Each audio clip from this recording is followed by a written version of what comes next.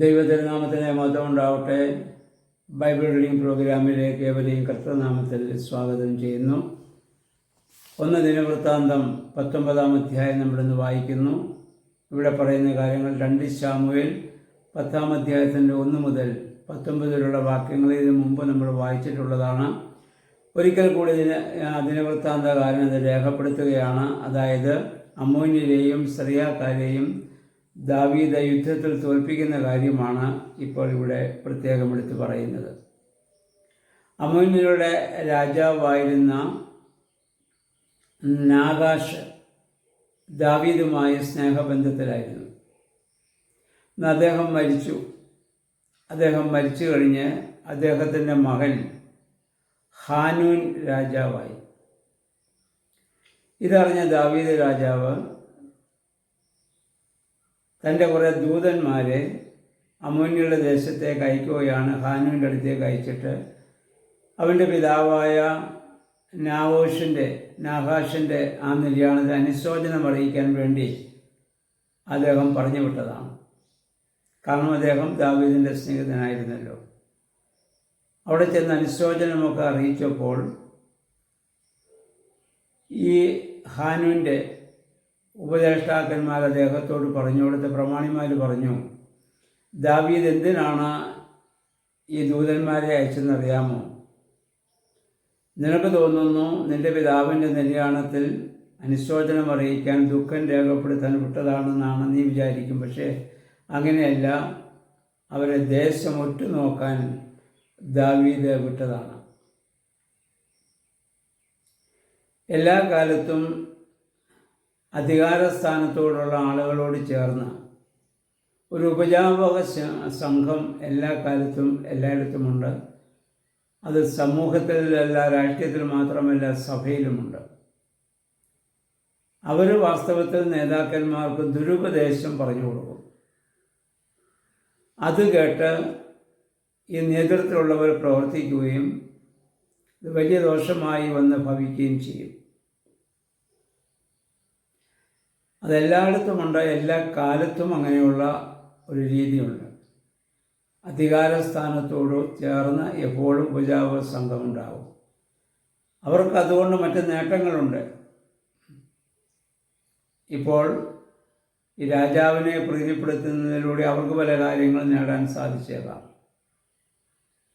അവരാണ് ഈ ദുരുപദേശം ഈ ഹാനൂൻ എന്ന് പറയുന്ന ഈ ചെറിയ രാജകുമാരന് പറഞ്ഞു കൊടുക്കുകയാണ്. അദ്ദേഹത്തിന് വലിയ പരിചയമൊന്നുമില്ല. ദാവീദുമായി അദ്ദേഹത്തിന് വലിയ പരിചയമില്ല. അദ്ദേഹത്തിൻ്റെ പിതാവിനാണ് പരിചയമുള്ളത്. പക്ഷെ അദ്ദേഹം മരിച്ചപ്പോൾ ഇദ്ദേഹം രാജാവായിട്ട് അഭിഷേകം ചെയ്യപ്പെട്ടതാണ്. അപ്പോൾ ഇവരുടെ ഈ ദുരുപദേശം കേട്ട ഹാനൂൻ എന്ത് ചെയ്തു? ദാവീദ് അയച്ചതായ ആ ആളുകളെ പിടിച്ചിട്ട് അവരുടെ താടി വടിക്കുക, മുടി ക്ഷൗരം ചെയ്യുക, അതുപോലെ അവർ പാദം വരെ ഉണ്ടാകും അവർ ധരിച്ച വസ്ത്രം പകുതി മുറിച്ച് കളയുക എന്ന് പറഞ്ഞാൽ എത്രമാത്രം അവരെ അപമാനിക്കാമോ അത്രമാത്രം അവരെ അപമാനിക്കുകയാണ്. അവരെ അപമാനിക്കുക എന്നുള്ളത് ദാവീദിനെ അപമാനിച്ചതിന് തുല്യമാണ്. അപ്പം ആ രീതിയിലാണ് അവർ ഇതിനോട് പ്രതികരിക്കുന്നത്. കാരണം ഇദ്ദേഹത്തിന് കിട്ടിയ ദുരുപദേശം അങ്ങനെയാണല്ലോ. ഉറ്റുനോക്കാൻ വന്നവരെ ആരും ഇഷ്ടപ്പെടുന്നില്ല. അതുകൊണ്ടാണ് അവർ അപ്രകാരം ഒരു കാര്യം ചെയ്തത്. അത് കഴിഞ്ഞ് അവരവിടുന്ന് മടങ്ങി വരുന്നു, ദാവീദുമായിട്ട് കണ്ടുമുട്ടുന്നു. നമ്മൾ വായിക്കുന്ന അവർ മുടി വളരുന്നിടം വരെയും താടി വളരുന്നിടം വരെയും അവർ ഒരു രഹസ്യ സ്ഥലത്ത് ഒളിച്ചു പാർക്കുകയാണ്. സമൂഹമധ്യേ വരാനുള്ള ബുദ്ധിമുട്ടുകൊണ്ട്. ഇസ്രായേൽ ജനത്തിൻ്റെ പുരുഷന്മാർ താടി വളർത്തുന്ന രീതി അവർക്കുണ്ട്. അവരങ്ങനെ മാറി താമസിക്കുന്നതായി നമ്മളവിടെ കാണുന്നുണ്ട്. ഇനിയും നമ്മൾ വായിക്കുന്നത് ഈ കാര്യം ദാവീദിനെ കൂടുതൽ പ്രകോപിതനാക്കി. ദാവീദ് പ്രകോപിതനായി എന്നറിഞ്ഞ ആ ഹാനൂനും ആളുകളും മറ്റ് രാജാക്കന്മാരെ കൂടെ കൂട്ടുപിടിച്ച് ദാവീദിനോട് യുദ്ധം ചെയ്യാനുള്ള ഒരു ക്രമീകരണം ചെയ്യുമ്പോൾ ദാവീദും അവരോട് യുദ്ധം ചെയ്യാനുള്ള ക്രമീകരണം ചെയ്യുകയാണ്. നമ്മൾ വായിക്കുന്നു, യോവാബിൻ്റെ നേതൃത്വത്തിൽ ഇസ്രായേലിലെ വീരപുരുഷന്മാരെയൊക്കെ അദ്ദേഹം വിളിച്ചു കൂട്ടി അവരോട് യുദ്ധം ചെയ്യാനുള്ള ഒരു ക്രമീകരണം ചെയ്യുന്നു. അപ്പോൾ അവർ മുന്നിൽ നിന്നും പിന്നിൽ നിന്നും ഇസ്രായേലിനെ ആക്രമിക്കാനുള്ള ശ്രമം നടത്തുമ്പോൾ മുന്നിലും പിന്നിലും യോവാബ് അതിനുള്ള ക്രമീകരണം ചെയ്തു. അവരെ തോൽപ്പിച്ചു. യുദ്ധത്തിൽ അമ്മോന്യരെ തോൽപ്പിച്ച കണ്ട് അപ്പുറത്തുണ്ടായിരുന്ന സിറിയക്കാരും ഓടി രക്ഷപ്പെടുന്നതായി നമ്മൾ കാണുന്നുണ്ട്.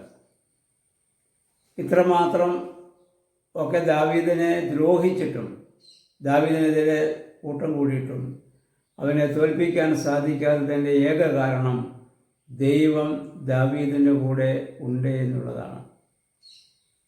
സൈന്യങ്ങളുടെ ദൈവം ദാവീദിൻ്റെ കൂടെയുണ്ട്. അതാണ് ദാവീദിന് എല്ലായിടത്തും വിജയിക്കാൻ സാധിക്കും. നമ്മൾ ഇന്നലെ കണ്ടതുപോലെ ദാവീദിൻ്റെ പ്രാർത്ഥനയും ദാവീദിൻ്റെ സമർപ്പണവും ദൈവസ്ഥാനത്തിലുള്ള അവൻ്റെ വിധേയത്വവും അവൻ്റെ ആ ഭക്തിയും ആരാധനയും എല്ലാം അവനെ കൂടുതൽ കൂടുതൽ ശക്തീകരിക്കുവാൻ കാരണമായി തീർന്നു. ഇന്നലെ നമ്മൾ ചിന്തിച്ചതുപോലെ ഇന്ന് നമുക്ക് ശത്രുതയുണ്ട്. അത് പിശാചിൽ നിന്നാണ്. ആ പൈശാചികമായ പ്രലോഭനം എപ്പോൾ എങ്ങനെയൊക്കെ നമുക്ക് വരുമെന്ന് പറയാൻ സാധിക്കുകയില്ല. ശാരീരികവും മാനസികവും ആത്മീയവുമായ 3 തലങ്ങളിലും നമുക്കിങ്ങനെയുള്ള പ്രലോഭനങ്ങളും പ്രകോപനങ്ങളും ഉണ്ടായിക്കൊണ്ടിരിക്കും. അതിനെയൊക്കെ അതിജീവിക്കണമെങ്കിൽ നമ്മുടെ നിരന്തരമായ പ്രാർത്ഥനയും വേദപുസ്തക വായനയും ഒക്കെ നമുക്ക് വളരെ അനിവാര്യമായ ഒരു വലിയ ഘടകമാണ്. അതുകൊണ്ട് എല്ലാ ദിവസവും വേദപുസ്തകം വായിക്കുകയും പ്രാർത്ഥിക്കുകയും ശത്രുവാകുന്ന സാത്താനെ നമുക്ക് അതിജീവിക്കുകയും ചെയ്യുവാൻ നമുക്കിടയായിട്ട് തീരണം. ദൈവത്തെ സമീപിക്കുന്നവരെ ദൈവം ഒരു നാളും ലജ്ജിതരാക്കുകയില്ല. താൽക്കാലികമായ ചില വേദനകളും പരാജയങ്ങളും ഒക്കെ നേരിടേണ്ടി വന്നേക്കാം. ഇതുതന്നെയാണ് ദാവീദിൻ്റെ ജീവിതത്തിലും അപ്രകാരം ഒരുപാട് മാനുഷിക ബലഹീനതയും സാഹചര്യ സമ്മതം കൊണ്ടൊക്കെ അദ്ദേഹത്തിന് കുറവുകൾ സംഭവിച്ചെങ്കിലും അതിൻ്റേതായ വേദനകൾ പലപ്പോഴും അനുഭവിക്കേണ്ടി വന്നെങ്കിലും ആത്യന്തികമായി ദൈവത്തിൽ അദ്ദേഹം ആശ്രയം വെച്ചതുകൊണ്ട് ദൈവം ആത്യന്തികമായി അദ്ദേഹത്തെ ഒരു നാളും കൈവിടുകയില്ല. ദാവീദിനെ ദൈവം സംരക്ഷിച്ചതുപോലെ ദൈവം നമ്മെ സംരക്ഷിക്കുവാൻ സന്നദ്ധനാണ്. യേശു വെളിപ്പെടുത്തിയ ദൈവം മുഴുവൻ സ്നേഹമാണെന്ന് നമുക്കറിയാം. ആ സ്നേഹമാകുന്ന ദൈവത്തിൻ്റെ സന്നിധിയിൽ നമ്മെ തന്നെ പൂർണ്ണമായി സമർപ്പിക്കുവാൻ നമുക്ക് ശ്രമിക്കാം. ദൈവമേ, പരിശുദ്ധാത്മാവേ, അതിന് ഞങ്ങളെ ശക്തീകരിക്കുകയും ബലപ്പെടുത്തുകയും ചെയ്യണം. നമുക്ക് പ്രാർത്ഥിക്കാം. ദൈവത്തിന് നമ്മളെ എല്ലാവരെയും സഹായിക്കുമാറാകട്ടെ.